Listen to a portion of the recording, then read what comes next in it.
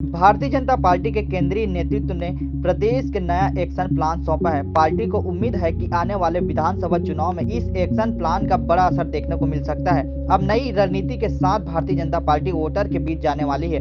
बड़े नेताओं को भी कई तरह के टारगेट और टास्क दिए गए हैं। भारतीय जनता पार्टी ने अपना एक्शन प्लान न सिर्फ विधानसभा चुनाव बल्कि लोकसभा चुनाव को ध्यान में रखते हुए भी तैयार किया गया है।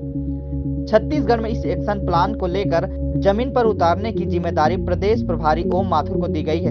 मंगलवार को भारतीय जनता पार्टी की रायपुर में महत्वपूर्ण बैठक हुई है। प्रदेश कार्यालय में हुई इस बैठक में कार्य समिति के तमाम पदाधिकारी मौजूद थे। ओम माथुर ने बैठक लेकर सभी को नई कार्य योजना से अवगत कराया और अब इसी एक्शन को लेकर भारतीय जनता पार्टी काम करेगी।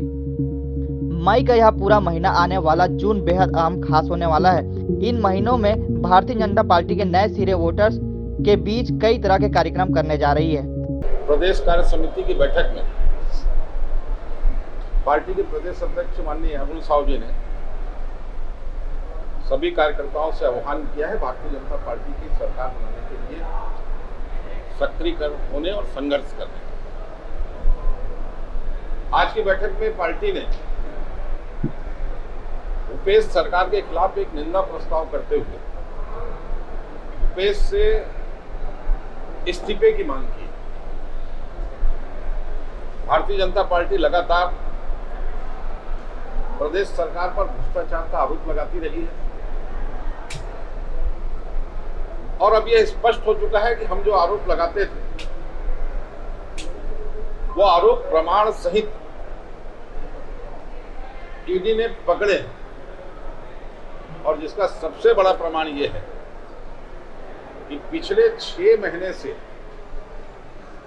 ईडी ने जिनकी गिरफ्तारी की है, चाहे वो आईएएस हो, चाहे वो राजनेता हो, चाहे लाइजनर हो, किसी की भी जमानत नहीं हुई है।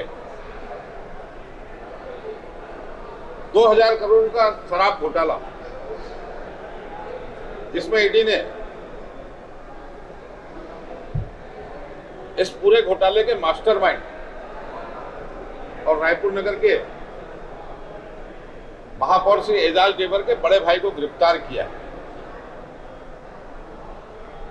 इस विषय पर भारतीय जनता पार्टी की प्रदेश कार्य समिति ने आज एक निंदा प्रस्ताव भी पारित किया है। अब पूरे प्रदेश में लगभग 17 लाख मानव औरत तेंदुपत्ता की खरीदी होती है, लेकिन पिछले 3 वर्षों में कांग्रेस की सरकार ने मात्र 10 लाख 11 लाख मानव औरत तेंदुपत्ता खरीदी की है। और जो हमारे तेंदुपत्ता संग्राहकों को पूर्ववर्त में भारतीय जनता पार्टी की सरकार में जो जूता दिया जाता, माताओं बहनों को साड़ी दी जाती थी, उनको बोनस राशि दी जाती थी, उनका बीमा किया जाता था, उनके बच्चों के आगे की शिक्षा के लिए प्रोत्साहन राशि दी जाती थी, ये सारी सुविधाएं खत्म कर दी गई। यहाँ तक कि तेंदुपत्ता की जो खरीदी है वो मात्र 1 दिन या 2 दिन का होकर के रह गया। पहले वो 7-10 दिन होता था। अभी हम लोग कुछ एक जगह पर गए तो वहां पर ये कहा गया कि ये इसमें पानी पड़ गया है, तेंदुपत्ता काला हो गया है। अब वो जो तेंदुपत्ता काला पड़ गया है या पानी पड़ गया है तो उसमें तेंदुपत्ता संग्रह की क्या गलती है?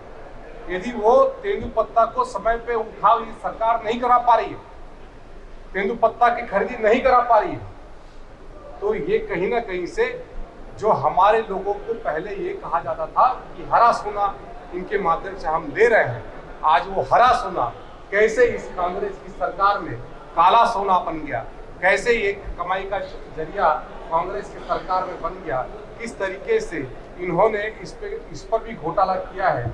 और अब हमारे तेंदुपत्ता संग्राहकों को अपने तेंदुपत्ता को जलाने या फिर पानी में बहाने के अलावा कोई चारा नहीं बचता। उस विषय को लेकर के हमारे 900 जहां संग्रहण केंद्र है, उन सारे संग्रहण केंद्र, उनके सारे फड़ों में हमारे भारतीय जनता पार्टी के सारे नेतागण जाएंगे और वहां पर जाकर के चौपाल लगाएंगे और लोगों को इस बात की जानकारी देंगे। और उसके अलावा रेंज ऑफिस जो वन परिक्षेत्र अधिकारी का कार्यालय का घेराव किया जाएगा, उसके साथ साथ वन संरक्षक का जो कार्यालय है उसका भी कार्यालय का घेराव किया जाएगा, ऐसा कार्यक्रम सुनिश्चित हुआ।